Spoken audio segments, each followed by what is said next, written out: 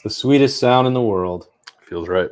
The night before the Ohio State season opener. These are home breaks, the first of its kind. Literal home breaks. We are in your home. This is the first time we've ever done it this way. We have been in Berm's house before, Yeah. before a road game. Those are still road breaks. Yeah. But Card Collector 2 has us set up. He said, it's a season opener. You guys should do something. So, Bill Landis. Cheers to I'm another Austin season. Ward. Card Collector 2 bringing this to you the night before Ohio State and Akron. Bill, you have some sibling revelry there. I got a sibling revelry, Augusta. It is a peach wheat ale. It's quite delicious. Wonder where they got the name from. Yeah. I'm at home, so I got to go. The great thing, I love being on the road. Go find some new places, new breweries, but went to Gallows tonight with the family. Had the best pizza in Columbus, and now I've got 3 Columbus places combined to make this Italian Pilsner. Derived Brewing, Parsons North, and Gentiles Wine Cellar, where back when I used to have another hobby that wasn't opening cards, I'd go get my home brewing equipment. So trifecta there, and it's delightful. It's going down quite easy. We got a question about that, like what we're drinking recently. And for me, I used to be a huge IPA guy, but now I'm getting heartburn. I'm getting too old. So Same. A lot more Pilsners and a lot more Mexican lagers. So that's what we're going with tonight. That's the Roger that. And then this right here from Card Collector 2, Bowman Chrome U. This is the 2023. You've seen us open some of this on the channel before, but because Card Collector 2, so excited for the Ohio State season. So you can get Quinshon Judkins there, now in an Ole Miss uniform. Right. You get Will Howard. He's in a Kansas State uniform. That's what happens when you assemble an all-star team, is that sometimes the jerseys might not match up, but there's a ton of other Buckeyes in there. So we're going to see what we can do as we open these boxes. And which Buckeye are you looking for in here? I'm looking for a Brandon Innes. I'd love to see a Brandon Innes auto. Just a numbered Brandon Innes auto? Yeah. I think that'd be pretty cool. Yeah. That'd be fun to hit. So there's no Jeremiah Smith in this. I think he's going to be in some cards this season as the year goes along. There's a bunch of sets and a bunch of people trying to get autographs. I think Denzel Burke might have autos in here. Sounds right. I think I'd like to have a Denzel Burke. Kyle McCord's in here. I do know that. I don't think I'm going to be chasing Kyle McCord autos. Not sure how much value those still have in Columbus, but I think I'd very much like to have a Denzel Burke, a truth teller, inscribed auto. Did he do any of those? I think probably the biggest thing you're looking for in this particular box is the Marvin Harrison Jr. There is still Marv in there, yeah, because this is from last season. Yeah, so there's going to be a 2024. I think it's coming out in about a month. You can go down to Grove City and get some of the details on that from Ryan Johnson and his staff in Grove City at Card Collector 2 Sports Cards. But as always, we appreciate working with them and setting this up. They've got us hooked up, and we've got a bunch of questions from you all on Subtext who sent those in. Yep. So Bill's got those on his phone, and let's just dive right into it. I got a real heater for you on the first question. Let's go. This one's from Eric. It's a perfect question to start off home breaks for the season. Over under on the number of punts tomorrow against Akron, 2.5. Oh, I'm under that. That's under. It's way under. How could it be over? I don't. Maybe you just want to see Nick McClarty, so you punt on third down. You want to get Nick McClarty some good work tomorrow. No, I think under there. I don't. It could be a no punt game. I bet they punt once. My score prediction does not reflect a no punt game, but I think it's on the table. You know, when you're playing a MAC team. I think maybe when they played Toledo a couple years ago, again we referenced earlier this week, I think perhaps they did not punt in that game. Yeah, but they also scored 72 points.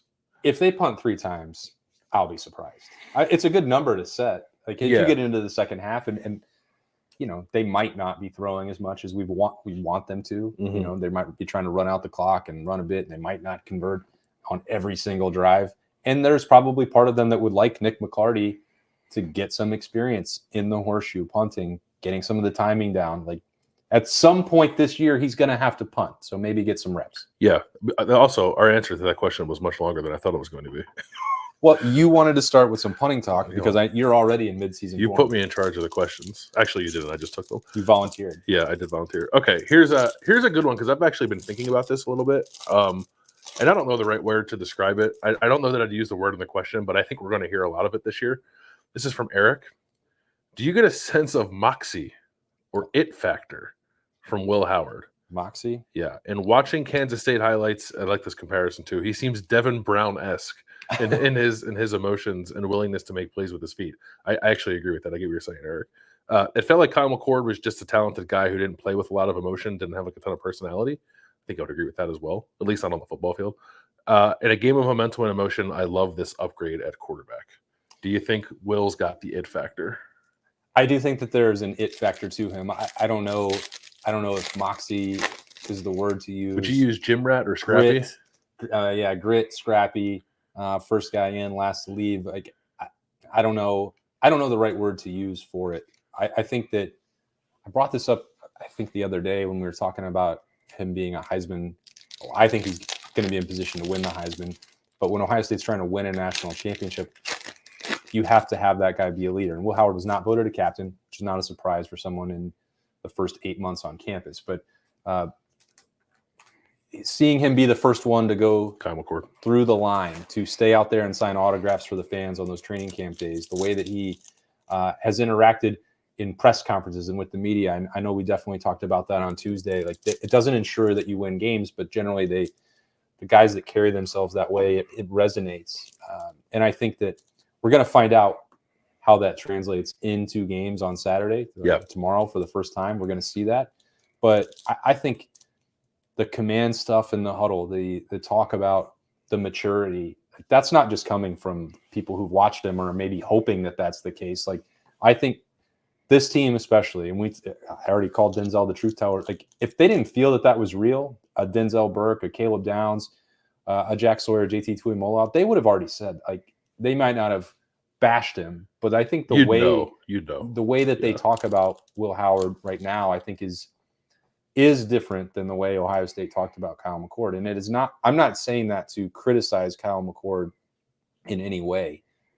I just think if you stack them up, their leadership styles are very different, and probably Will Howard and Devin Brown have something that is more necessary for this team than what Kyle might have provided a year ago, which again, he was doing it for the first time. It's not to make excuses for him. I don't think he was comfortable being the spokesman for that team a year ago, and he really didn't do that. Yeah, I got my first 2 packs, by the way, all base cards. I did get a Jackson Arnold first Bowman. First Bowmans are what it sounds like their first card. Rookie cards. Yeah, kind of rookie cards. Got a first of Kyle McCord. Got a Blake Corum. We'll toss that in the trash. That's kind of it so far. All base cards for me. I think so. I've used like Gamer, I think, in the past to discuss what he got there. Here is what the Will Howard looks like. I don't know. That's pretty far away from the camera, but if you can, I don't know, maybe if you're on your phone, you can zoom in. This is a refractor first for Will Howard. That's not bad. In the Kansas State uniform. And here's a Blake Corum. So. Going to increase in value this year, I think. Gamer is the word that I used a few months ago. We were talking about Doug and myself on Kings of Columbus, like what Ohio State needs a quarterback, and that was kind of the word that I landed on. I have seen some other clips of people like saying like Will Howard's kind of a baller. Like I think those are the words. Like a guy who will do whatever it takes to win. And I think included in that now is like an improved ability to throw the ball down the field a little bit too. I think he will be a more aggressive player than he was at Kansas State, and I hope that he is. That might lead to more interceptions. I don't care. I don't mind my quarterback throwing interceptions. I mean, costly ones, time and place. Yes, all that is true. But if interceptions are born out of aggression and trusting in your teammates, I'm totally okay with that. I think Will has that mindset. Obviously, he runs. Obviously, he's a tough dude. I just think he's going to be a playmaker for this team. I don't even know that Ohio State necessarily needs him to be, but I think he will become one. So whatever you want to call that, moxie isn't the question. It factors in the question. They're all the same, different ways to say the same thing. I do think there is a quality to Will Howard that I honestly thought Devin Brown might have too if he ever got the chance to start. And I think Ryan Day has sort of alluded to that as well. That just gets people to like rally around him. But also I think lends itself to like some pretty exciting football too. So I'm pretty fired up to watch it because I think the question is spot on. I do think Will Howard's that kind of player. Berm likes to say that the quarterback at Ohio State needs to be very type A. Yeah. And I think that Will Howard has that in every facet of his life. Now, again, he's going to go out there for the first time in the horseshoe in front of 110,000 tomorrow, and we're going to see how that translates. And I think if you just stack them up, it takes a rare mentality to actually handle the scrutiny that comes with this position, the pressure that comes with this position. You know, you have to say and do the right things at all time to be the Ohio State starting quarterback. And I think I've been impressed with that so far. That's 8 months. I wrote about that at ohiostate.rivals.com this week. It's like the transition and the bet on himself and the bet that Ohio State could get the most out of him. Like that takes a very mature guy. And up to this point, I don't see how anyone could not be impressed with what he's done. Yep. Got a pretty good pack right there. Got the Emeka Ibuka 1955 throwback. There we go. Pretty good. I don't think I've seen that one. Yeah, I don't know that I have either. I've opened a lot of this. The other card I had is a Michael Penix Aqua parallel, numbered out of 299. It's not his first because I think he was in the set in before. the 2022 version of this, but Michael Penix cards at the moment are pretty valuable. People are picking up what he's putting down in Atlanta. People are excited about him, so I'm glad they have that card. Nakia Watson. I don't think that's the refractor I'm looking for there. Yeah. It's been a rough go over here. What's our next question? Here is a question. Actually, I don't actually have an answer to this, and I'm wondering if you do. Okay. I love when we start it like that. Yeah, it's from Jason. It's like a logistical question, but I think an important one. Okay. If Cody Simon is not on the field, does someone else on defense come in with in-helmet communication? Like, I think the answer to that is yes. I was more wondering like who you think it might be if Cody Simon comes out. I mean, I assume that it is going to be 3 linebackers designated for that. Like that's the maximum that you're allowed to have on each side of the football. That's my understanding. 3 designated players. You can have 3 designated helmets and I assume that they're all going to be linebackers. So, but only one on the field at a time. Only one. Yep. Only one can be live at a time. And I guess they might have to be like you might have to swap out because I would think that based on the way Jim Knowles has talked about this and the ability for Sonny Styles to also play Mike. Like I bet he has a lightning helmet with the communication in it. I don't know that for sure. A lot of people have asked us that, and I have not got to the bottom of that. And I think part of that has been it seems like Jim Knowles doesn't really want to use the helmet communication in a way that the offenses do. I think every time he's been asked about it, he said, well, we've not even tried it yet, or we've started incorporating it into the scrimmages, but I don't know if I'm going to use it. He seems very, less willing to experiment with that with Cody Simon. And I don't think the sense that I didn't get the sense from Cody Simon when he was asked about this on Wednesday night that like he's expecting it to be a primary way for Ohio State to communicate either on defense. I think Jim Knowles is probably not alone in that sentiment. I believe it's maybe one of Hugh Freeze or Gus Malzahn. I think maybe said they're not using it at all. It's a different animal in college football, I think, because of the crowd noise. NFL crowds just don't quite get as decibel levels. I don't think are quite as loud as they are in an NFL stadium. So you can kind of use it no matter what. But there's also college coaches seem to, and it makes sense because they're younger football players. Like they want to kind of have the chalk last. They want to see the offense in Jim Knowles' situation come out, get in their formation, and then make that call at the last possible second. But the helmet comms cut off at 15 seconds.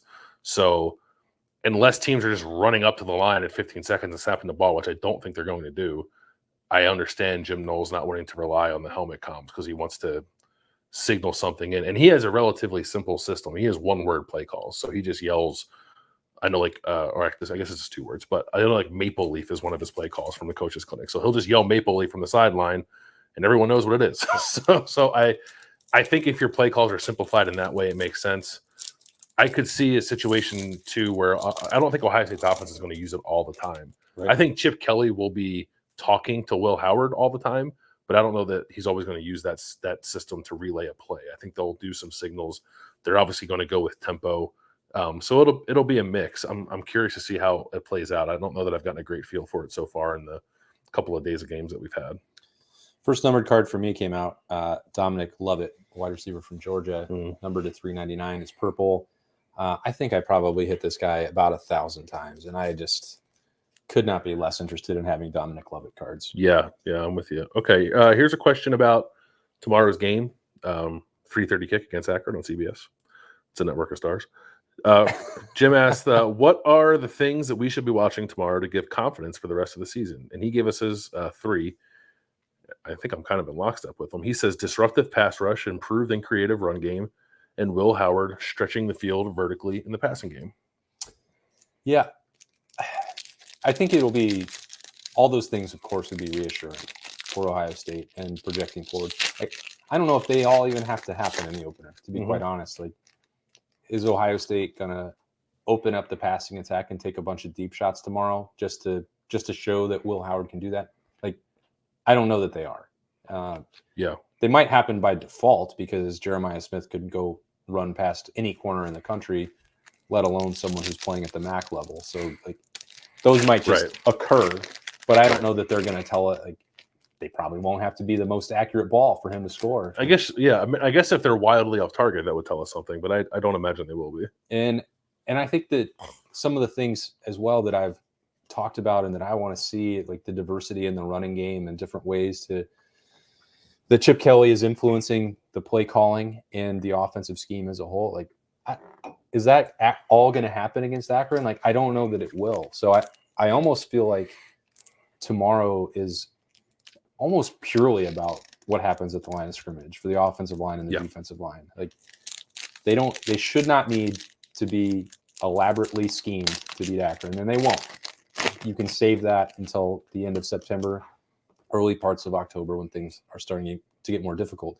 But stuff like one-on-one matchups, and we talked about that during weekend kickoff on Thursday night with Michael Bennett and Zach Bourne. It's like, if Jack and JT have one-on-one matchups, they need to win those in a way that maybe early last year they didn't.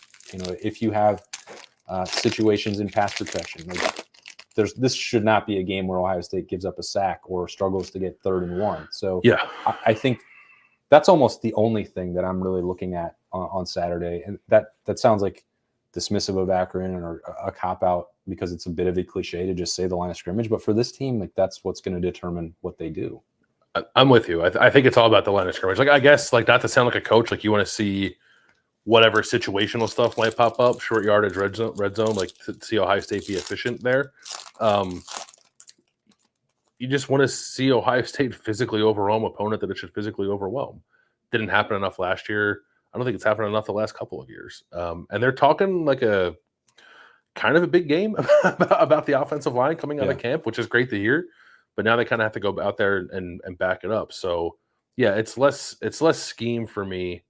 Although I will be keyed in on that, obviously. I think we'll see some wrinkles, but it's much more about just sort of raw physicality and kind of how you feel the offensive line in that game. You got something good over there? Do you want an off-center Donovan Edwards rambling man? No, thank you. I keep getting Michigan cards too. I got a JJ McCarthy. I'm gonna hit the camera. JJ McCarthy X Fractor. I'm getting closer. I'm getting closer. He's gonna gambit the camera. I'm trying. So there were a number of people, Bill, that asked. I got another Michigan refractor. Yeah. See if you can hit the camera. That asked, like, Will Johnson. Might be worth money. I'll throw that one at the camera. I was checking on Subtext, and they wanted to know how you were feeling about your weekends so you won't have any road breaks at all this year, maybe until the playoff. No. Like, being at home for games, not traveling for games, maybe not even going to the Horseshoe for some Saturdays. This stuff will be pretty new for you. Yeah, I didn't go. I think I went to like 3 games last year before the bowl game. I'm going to try to get over to the shoe at least for like pregame or a half or whatever when it makes sense. So it'll be different. I'll be glued to my desk chair in my office for most of the day, watching. That's not the most comfortable place to watch games, is it? It's not. No, it's not. Yeah, I'm not like kicked up on my couch with a beer and a bowl of popcorn. I wish I was. Yeah, I got have to watch a lot of ball on Saturday, so I'm looking forward to it. They're going to make for long days. I'll always be keyed in on the Ohio State game when it's on. But like, yeah, at noon tomorrow, I'll be watching Penn State, West Virginia, and tomorrow night I'll be watching Notre Dame, A&M, and Michigan, Fresno, like a lot of people. But instead of now watching it like just for funsies, I have to watch it because Doug and I are doing a live Kings of the North show on Saturday nights. And we're going to do an Ohio State thing on Sundays too. I have not ironed out all the details on that just yet, but something on Sunday talking about the Ohio State game that happened on Saturday. We've been talking about the changes that we were going to make to account for that or needed to make. Mm-hmm. And we kind of wound up being like, let's not make any decisions right now because it's Akron and it's Labor Day weekend. Labor Day weekend. We kind of like kicked Yeah. it down the down the road because it's like, well, I don't know. It's not. A lot of people made this point in the press conferences this week. Like, it is not an opener against Notre Dame. It's not a Power 5 opponent. It's not a Big Ten, banger at Indiana. Like, and like the season is here, and we're all really excited for it. And we're like, well, I don't know. Is there going to be a lot to say about the Akron game? And it's like, yes, there is. Yes, and B, also no. I had not even it didn't pop into my brain until Ryan Day was getting asked about it this week that this is the first time since Ryan Day has been a head coach, right? No, I guess 2019 they opened with FAU. Right. Yeah. But then 20 was a weird year and they opened with a conference game. 21 they opened on the road in a conference game. 22 they opened at home with Notre Dame, and last year was on the road again for a conference game. So like those are all real tests to start the year. This is going to be a little bit of a party, I think. Yeah, I think so. I still like seeing Marvin inserts. These refractors, early risers are pretty cool. He was very good at Ohio State. You might have heard. I think he's going to be good in the NFL too. There's a good chance of that. I don't call my shot. I'm going to call my shot right now. You don't like Kyler? You're not a Kyler guy? I don't like Kyler. I keep getting a bunch of Big Ten guys that aren't Ohio State players. Let me fire up another question here. Let's do it. This is from. Oh, this is good. Actually, this is good. It's a little bit of a thinker. From Kevin. He says, stake your claim now.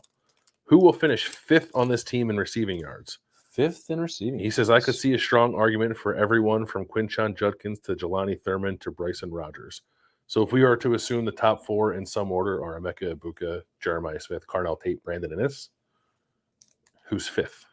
For me, it'll be Bryson Rogers. And I really want to see a lot of Mylan Graham. I think the physicality that he arrives with is incredibly impressive. We saw him make some plays in the open practices that were like, boy, I'm trying really hard not to talk about this guy being the next Garrett Wilson, but he looks like Garrett Wilson and his number's the same. And that catch in the quarter in the end zone looked really impressive. But I think that Bryson Rogers, like, he can take a drag route and then turn it upfield and run away from people. So he may finish with like 15 catches, but they might go for 250 yards and 6 touchdowns. I think that could happen. I think that's pretty comfortably where I would land on that. It's interesting, though, that it was just receiving yards, because there could be a situation where like Travion becomes. Yeah, it didn't say receiver specifically, just said yards. So it could be a running back or a tight end. Maybe I'm talking myself out of it. No, I still think it'll be Bryson Rogers. Yeah, I think it could be Travion. I can see some screens, some checkdowns, and Travion ending up with like, especially if we're talking 16 games, 17 games, like 400, 500 receiving yards. Yeah. So I think he'd be my pick. If I had to stick to receiver, I think I would lean Bryson Rogers as well, but I could also see like if Mylan Graham really starts turning on second half of the year, then all of a sudden we're in the postseason and it's like Mylan Graham is pretty important for this team. Mylan Graham is going to get 3 or 4 balls thrown his way in Ohio State's quarterfinal playoff game. Yeah. Right? So I can see that out there for him only because we've seen it before the blueprint exists, right? So I'm not writing him off in any regard. I would go Bryson Rogers at a pure receiver ahead of him at the moment, but I think it'll be Travion, who is 5th. I was complaining about not getting Ohio State cards, and then I pulled a Julian Fleming card. Well, purple speckle, numbered to 399 of the now Penn State receiver. My guy Julian Fleming, I've told him this before. He's got to give it up. The hair. It's time. Yeah. It's time to shave the head. Listen, I came to that. I'm not one to. I love Julian Fleming. He's been one of my favorite people to cover. But maybe the new photo will help him. Yeah. Here's what happened. First auto for me is a Ty Simpson base auto, and I knew that this was going to happen. So Card Collector 2 gave Burnham an extra box because he's setting up. He's covering a high school game tonight, so he wasn't here to rip with us. And when we got back from the Fairway Columbus on Thursday night, opened his box. Cade Klubnik, there you go. Cade Klubnik auto. And he opened that box, and he got a Xavier Worthy insert auto numbered to 25. It's a color match orange, 1955. Then he got a Cade Klubnik die cut auto to 25. So his box had all the heat, and right now we're here that's decent there. but we're fighting for scraps. We're gonna need Clemson to catch a dub against Georgia for that card to go up in value a little bit. That's see. not going to happen. Yeah, I don't think it's going to happen either. I also don't want it to happen. I think Clemson might get its doors blown off. Yeah, I'm not a Georgia fan by any stretch, but if Kirby Smart can kickstart the end of Dabo, I'm all for that. I think. I don't want to have to ever listen to another Dabo Swinney press conference again. Yeah. So I think that Kirby can help with that. So this is the first time, and I mentioned this to somebody the other day. They asked me, like, really, you wouldn't want to see Clemson upset Georgia? I said, why? Like, it won't affect Georgia's playoff berth. Like, it's not going to affect the SEC race. The only thing that could kickstart something, as you mentioned, is the end of the Dabo era, because Kirby just goes out there and lays an absolute shellacking on it. Oh, that's pretty good. You have a sign that you want to put in here or what? I got my second. We do have an audience for home breaks. We do. I got my second auto. It's a green Brock Bowers. Oh, well, that will actually do quite nicely. That's not so bad, maybe actually. There was some heat. Here, come here. And I got a Marvin Harrison Jr. first Bowman card in there. Come on. So when we have home breaks, we do have an audience out here. Producer. Don't have this on the road. What does it say? Go Ohio State, go Ohio State. Oh, nice. Thank you. It's gonna get the boys fired up. I think they'll appreciate that greatly. Yeah. Should we dive into another question? Absolutely. Let's do this one. This is from Gary. What's up, Gary? Dairy with a D. Dairy, sorry. It's all right. I should have enunciated better. Are we underestimating how important a revamped run game is? Last year, Ryan Day mentioned repeatedly how important it is for them to be more explosive in the run game. It almost makes me feel like they were playing with a bum leg last year. I know you all mentioned it a lot, but I think when we look back, that's going to be the reason why we win it all. I'm not underestimating how important it is, because it is the reason why I picked Ohio State to win the national championship. What's going on with this Klubnik photo here in the 55? Like, is he fumbling? I think he's fumbling, which is actually fitting. I don't know if we can get close enough for that to see. Like, what is going on? He's clearly not throwing. Poor guy. Are we underestimating it? No. I think that we mentioned this the second that Bill O'Brien left and Chip Kelly wound up falling into Ohio State's lap. Yep. They would have been, I think, very good offensively with Bill O'Brien. A former NFL head coach being your offensive coordinator is probably going to work out quite nicely. But I thought the impact for that would have been like two guys maybe changing the passing attack. Even though Bill O'Brien has experience doing a bunch of different things and could have enhanced the rushing attack, his reputation is certainly nowhere near the level of Chip Kelly when it comes to power rushing and diversity of scheme in that regard. So I think that the way it worked out wound up being hugely to Ohio State's benefit, because from day one, that was something that Ryan Day could continue to be a passing game guru and work with quarterbacks, and Chip Kelly and Justin Fry can go get in the lab and cook up something that's different for the rushing attack. I don't think that there's a world where you can underestimate the importance of that.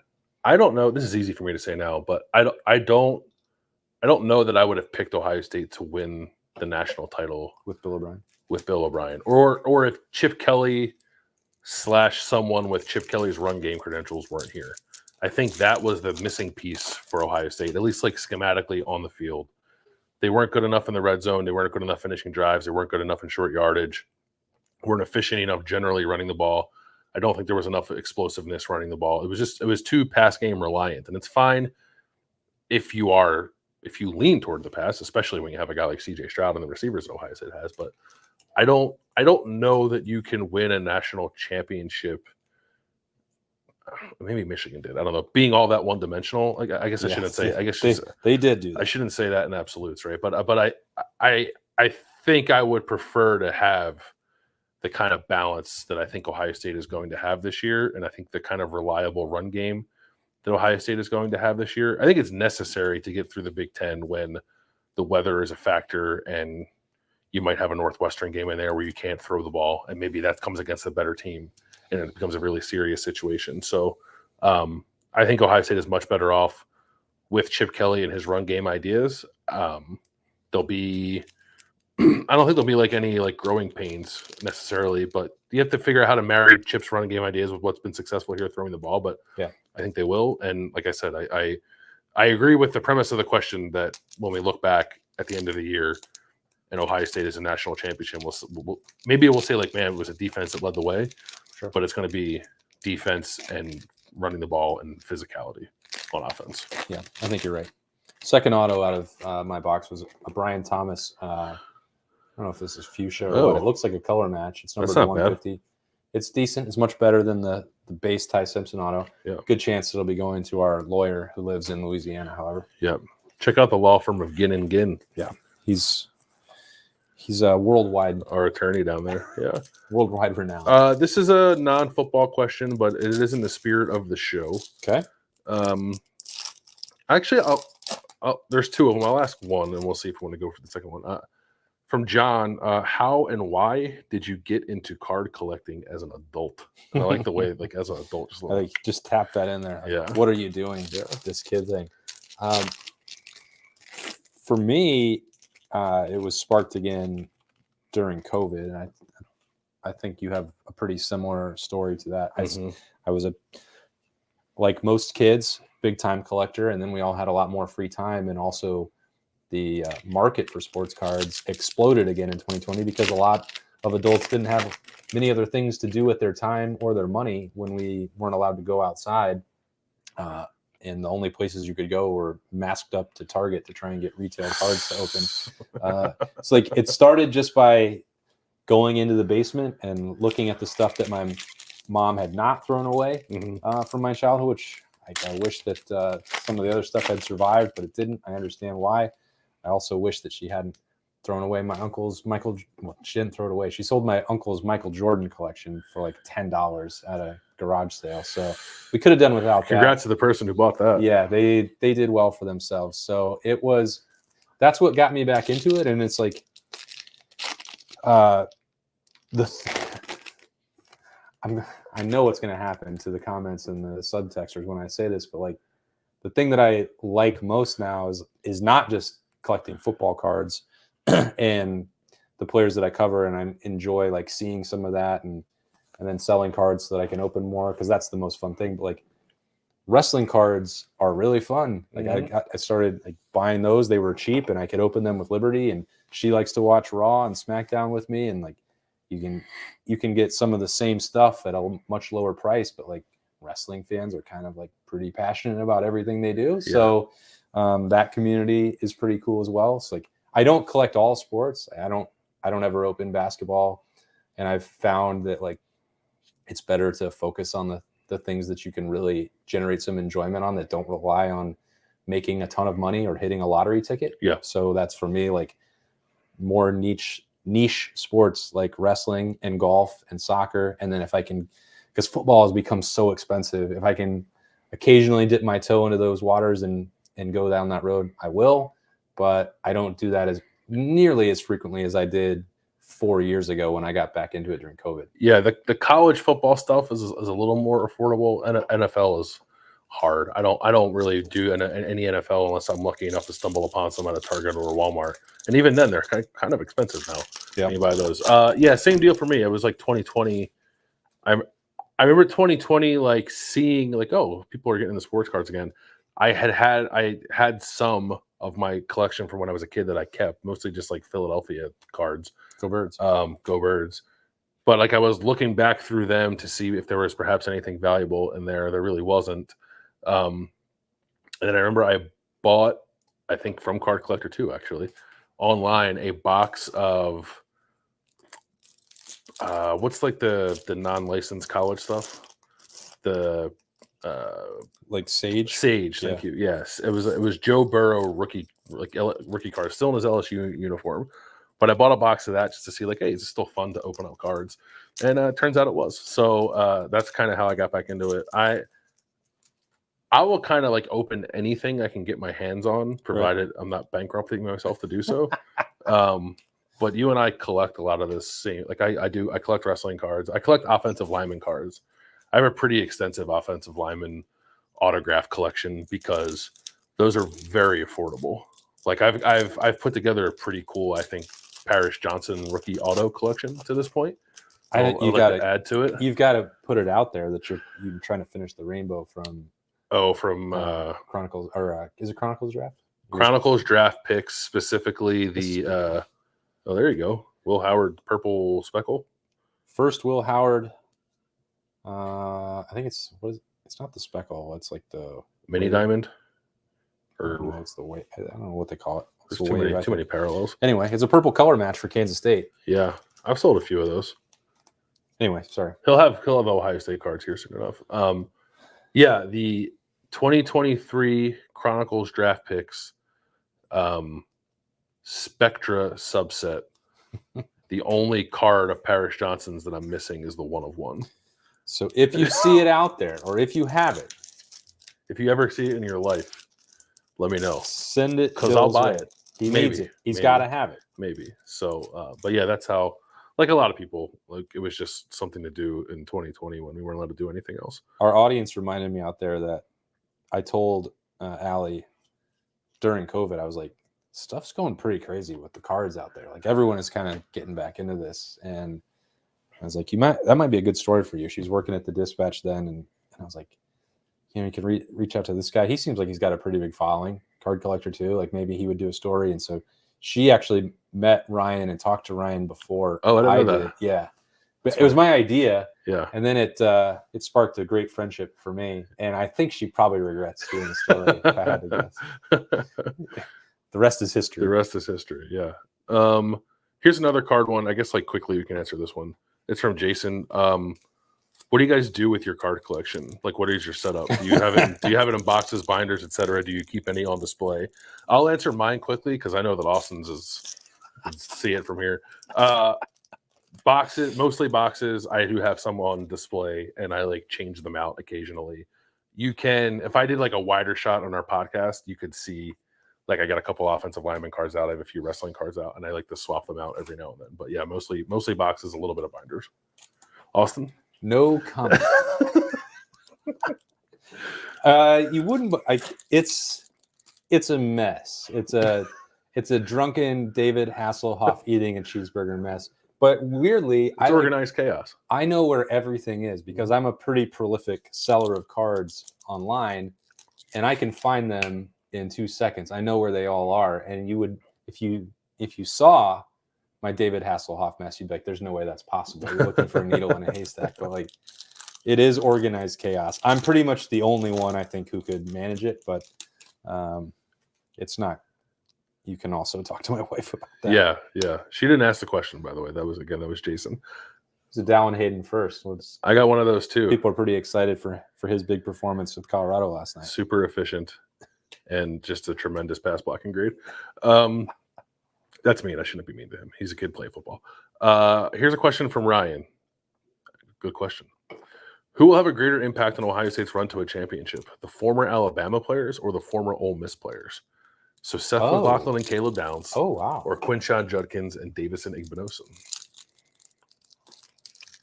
That's a great question. I think it'll have to be, I think it's the Alabama guys. I think Seth McLaughlin has a calming presence on this offensive line that will help them tremendously. And then like Caleb Downs is just a stud. He's the best player at his position. So, and like if Quinshon were the only like star running back on the roster, maybe my answer would be different. But Travion Henderson also exists. So I think it's the Alabama guys. Yeah, I was gonna make a case for Ole Miss because I think that Quinshon is going to lead Ohio State in rushing. And and as much as throughout the summer, I was trying to make something else happen at corner or not trying to make it happen. I can't do that. I have no. He was in meetings. I have no say. Tim, you got to play Jermaine Matthews. I have no say over that whatsoever. As much as I thought it was a possibility that Jermaine Matthews could be the second corner for this team, like that's definitely not going to happen.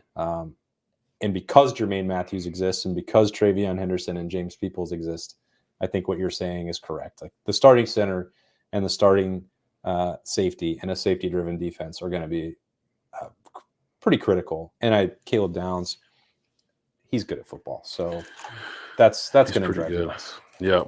Great question, though. It is a great question. That's fun to think about. I hadn't really put it in those terms. Good thinker. I think I only have one more question. Okay. Well, we're almost out of packs. I am out of packs. I have my last pack. It was a base pack. Okay, here's the last question. It's another Chip Kelly question. Maybe I should have packaged it with one earlier. From Justin, how flexible is Chip Kelly as an OC/play caller? Does he have a reputation for scheming up offenses for each opponent? or does he build his ideal plan that he thinks should work against anyone and just roll and hope that works? No, he is. I mean, yeah, like yes, the offense is the offense, right? So week to week, you're going to see a lot of things I think that look similar. But Chip usually has something for each opponent, something different, some kind of wrinkle, different personnel grouping, different formation, different way to run a play we've seen before, and then he'll spam it like if it works, right? So I do think you'll see that, and it's not like Brian Day did that too, not more with the passing game, not so much with the running game.